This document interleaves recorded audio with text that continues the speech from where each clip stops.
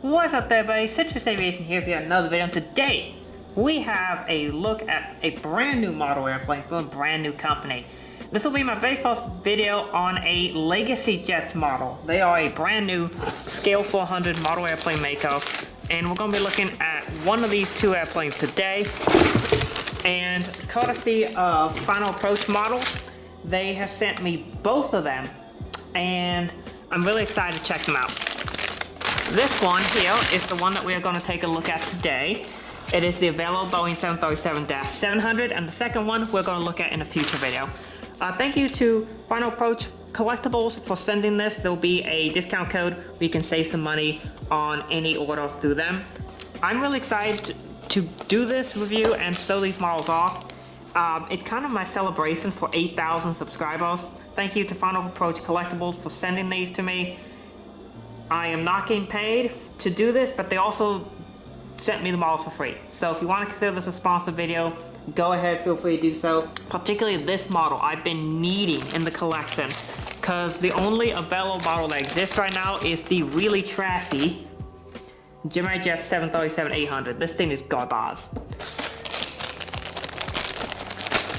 So instead, we have a brand new model manufacturer with a model that is really needed by collectors, and it should be a really good one. The pictures look incredible. Looks like the box did get smoothed up a little bit in shipping, but it was well packaged, so I'm not really worried about the actual model. And one of the cool features immediately fell out of the package. It comes with a metal stand. Every single Legacy Jets model comes with not just any plastic stand like you see on some Aviation 400s. These are metal stands. So I'm really excited to look at this, see how it is. Sometimes these two-piece stands aren't amazing, so let's see if this one is any good. But that's a really good promise to start. And here we have the model itself in a standard cradle. Plastic cradle, not my favorite, but it does do a good enough job of protecting the model for shipping. And so far, I'm really liking the box design as well. In addition, the model comes with an exclusive collector card telling you which unit you got of the limited run. This is model 54 of 250, so really cool to get that. And it's a nice addition. It's weighty too. It's got some nice thickness to it. This model also comes with a protective piece around the nose. For those of you who remember the classic Gemini Jets models, you might remember they include this, and this model has it as well. The model, we can start off with the detail here. Something that I like is they get the cockpit windows correct. There's the correct shape, the correct size, and about the correct position. It might be tilted down a little bit, but other than that, it's great. Great for first effort. You can see the PDOT tubes. They are underneath the cockpit windows. You can see parcel registration. It says 701, then it says 737-7, so the aircraft type and the nose number. The difference between the nose number and the tail number is a nose number is typically an airline's 3 or 4 number code for that aircraft, and the tail number is the registration on the aft portion of the aircraft. So that's the difference. If you ever hear someone refer to nose number versus tail number, that's how you know. The nose number is the fleet number in the airline, whereas the tail number is the actual registration. Those can be very different numbers, particularly at large airlines. You can see those be very different. We got the Velo titles there. Velo operates in all economy class cabin. You can see the CFM 56 engines. These are, I believe, are the 5Bs. Correction, these are CFM 56 7Bs on the Velos. It says right there on the card. The wheels roll quite nicely. It'll be interesting to see how reliable these are over time, because I know some brands had issues with these. This one is still a TBD, but good news, it did not come off out of the box, unlike some other manufacturers. You can see a VHF antenna number 1 underneath there, a VHF antenna 2 here, and then VHF antenna 3 in the aft, and then we also have the ELT antenna down there as well. We can see the winglets are very nicely detailed as well. There you go, got a nice view of the winglets. It's got the paint on it, very nicely done. I like that. It's got the inside as well. You can see the tail number, 701 Victor Lima. You can see that aft exit door, and then we have the titles there.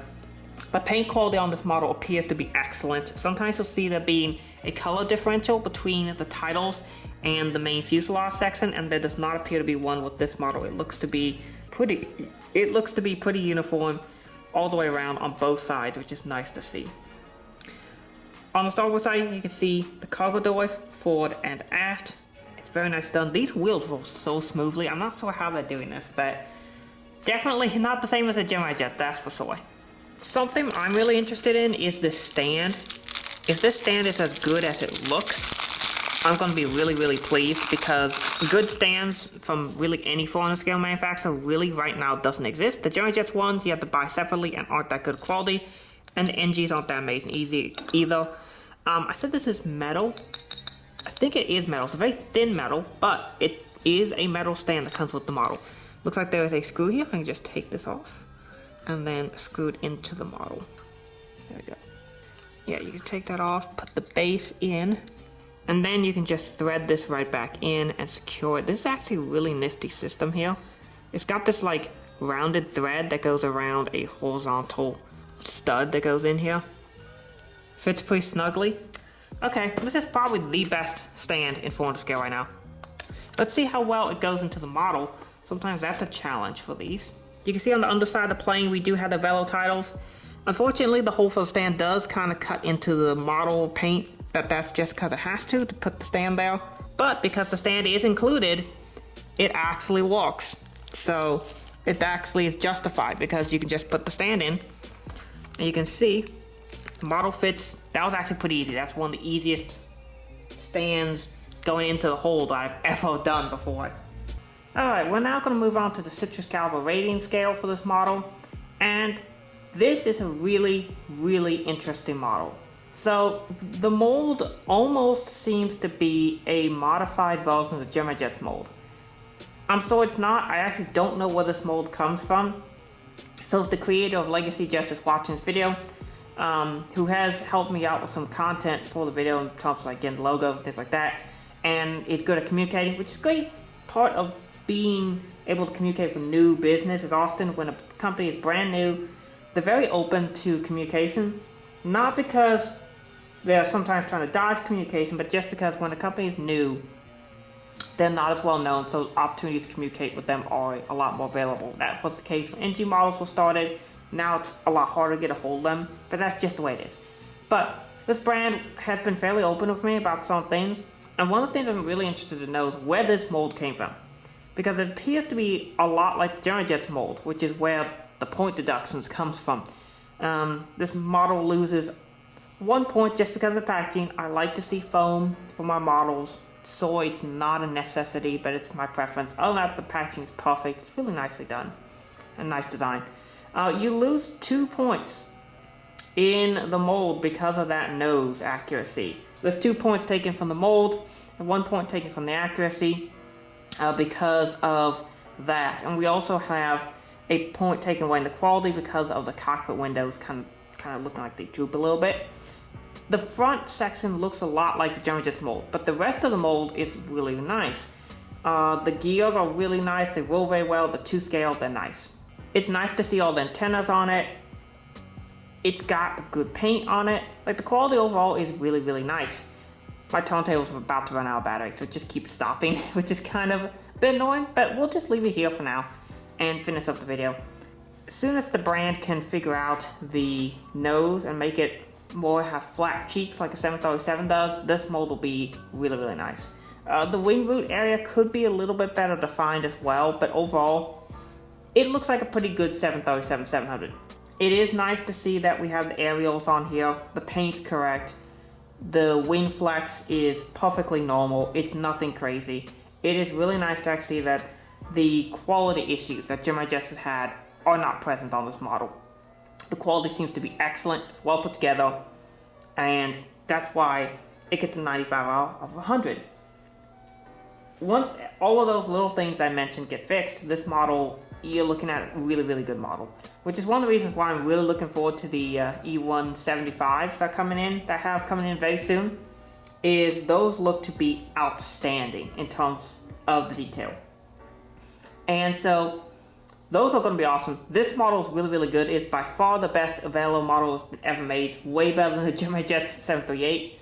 And it's a great addition to the collection. Plus, you get all the features that come with it. You get the collector card, you get the stand, and everything. So as a result, this model gets a total of a 95 out of 100.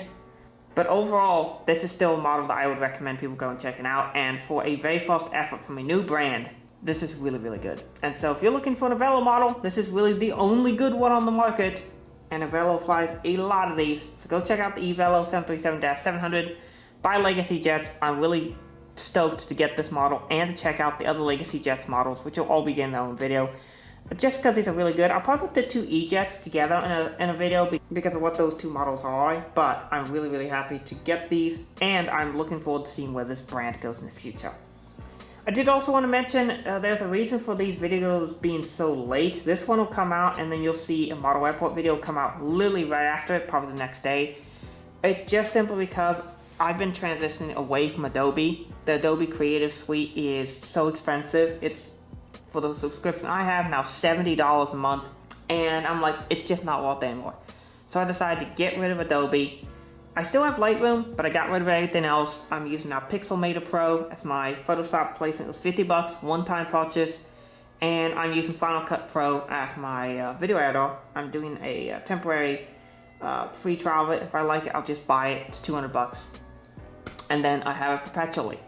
So that's really nice. It's kind of nice to be getting away from Adobe, but as a result, it has caused videos to temporarily be stopped, which is why it's been nearly a month since my last video. So hopefully we can get back to about a once a week or once every 2 week cadence here with videos. So yeah, that's basically it for this video. Hope you all enjoyed it. You'll see some new differences too, like a new intro, new outro, different changes will be happening. But yeah, that's what's up for the channel. And maybe Instagram posts will come back, who knows. But yeah, that's basically it for this video. Hope you all enjoyed. Thanks for watching. Have a great rest of your day, and may God bless you.